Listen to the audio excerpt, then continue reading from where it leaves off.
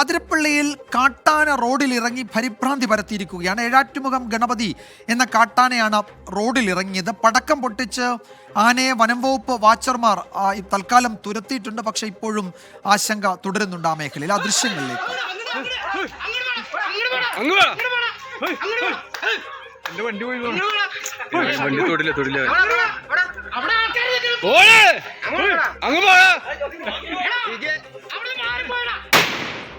സൂരജ് സജി വിവരങ്ങൾ നൽകും.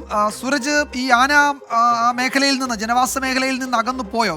ഈ ഏഴാറ്റുമുഖം ഗണപതി സ്ഥിരമായി അവിടെ എത്തുകയും അതിലൂടെ ജനവാസ മേഖലയിലൂടെയൊക്കെ സ്ഥിരം സഞ്ചരിക്കുകയും ചെയ്യുന്ന ഒരു ആനയാണല്ലോ. അപ്പോൾ ഈ നാട്ടുകാർ പടക്കമൊക്കെ പൊട്ടിച്ച് അതിനെ അവിടെ നിന്ന് തുരത്തിയിട്ടുണ്ടോ? വിജയകുമാർ, പടക്കം പൊട്ടിച്ച് ഈ ആനയെ ജനവാസ മേഖലയിൽ നിന്ന് മാറ്റിയിട്ടുണ്ട്. പക്ഷെ ആനയെ പൂർണ്ണമായും ആന ഇവിടെ നിന്ന് പോയി എന്ന് പറയാറായിട്ടില്ല. കാരണം ഇന്ന് വൈകുന്നേരത്തോടു കൂടിയാണ് ആന ഈ ജനവാസ മേഖലയിലേക്ക് എത്തുന്നത്. വിജയകുമാർ സൂചിപ്പിച്ചതുപോലെ തന്നെ ഏഴാറ്റുമുഖം ഗണപതി പലപ്പോഴും ജനവാസ മേഖലയിൽ ഇറങ്ങാറുണ്ട്. പക്ഷെ ഇന്ന് വൈകുന്നേരം 5:45 വെറ്റ്ലപ്പാറയിലെത്തിയ ആന വലിയ രീതിയിൽ പരിഭ്രാന്തി പരത്തുകയായിരുന്നു. നിരവധി വാഹനങ്ങളടക്കം ഈ ആന തടഞ്ഞു. റോഡിൽ ഏറെ നേരം പരിഭ്രാന്തി പരത്തി. ഇതിന് പിന്നാലെയാണ് ഈ വനംവകുപ്പിന്റെ വാച്ചർമാർ തന്നെ ഗുണ്ടുപൊട്ടിച്ച് ആനയെ ഈ മേഖലയിൽ നിന്ന്, ജനവാസ മേഖലയിൽ നിന്ന് മാറ്റിയത്.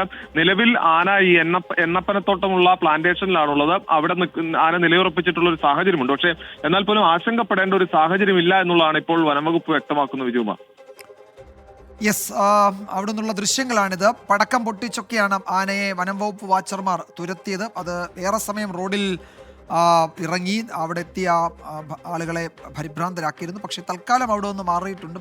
തിരികെ വന്നുകൂടായികയില്ല. സുരജ് സജിയാണ് വിവരങ്ങൾ നൽകിയത്.